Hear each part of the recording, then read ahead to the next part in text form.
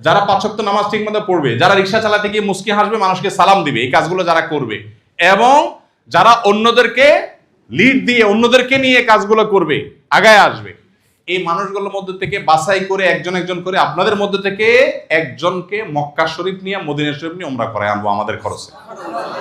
গাড়িতে কোনো যাত্রী কিছু ফেলে রাখছে, এটা আমানত। তারপর মালিকের কাছে যে কোনো বস্তু, যার মালিক যে যেটা মালিক, তাকে সেটা দেওয়া ইমানের দায়িত্ব।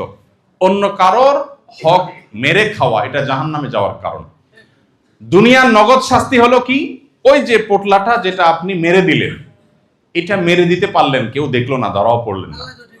আরে আল্লাহটা তো পরে আসতেছে, নগদে কি পাবেন? এটা খায়া বাসায় নিয়ে আপনি কি শান্তি পাবেন? আপনি তো জানেন আপনি চুরি করে আনছেন, মনের শান্তি কোনোদিন হবে?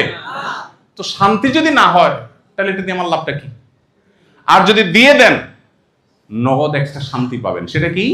মন থেকে একটা কথা বের হয়ে আসবে, আলহামদুলিল্লাহ আমি লোভ করি নাই, দিয়ে দিছি।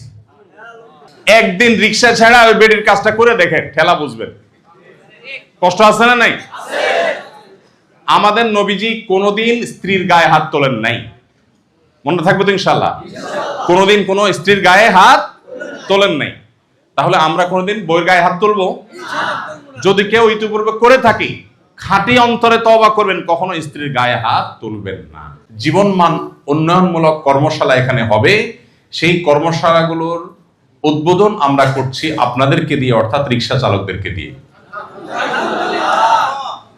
আমি দোয়া করি আজকে সকাল থেকে এই পর্যন্ত পুরো সময়ের মধ্যে বিভিন্ন বিশেষজ্ঞগণ এসেছেন, ডাক্তার সাহেব এসেছেন, সংশ্লিষ্ট বিষয়ে আপনাদেরকে গুরুত্বপূর্ণ দিক নির্দেশনা দিয়েছেন, পুলিশ কর্মকর্তারা এসেছেন, তারা সংশ্লিষ্ট বিষয়ে আপনাদেরকে গুরুত্বপূর্ণ দিক নির্দেশনা দিয়েছেন, এবং আপনাদের অর্থনৈতিক প্ল্যান পরিকল্পনার জন্য সংশ্লিষ্ট বিষয়ে এক্সপার্ট কথা বলেছেন।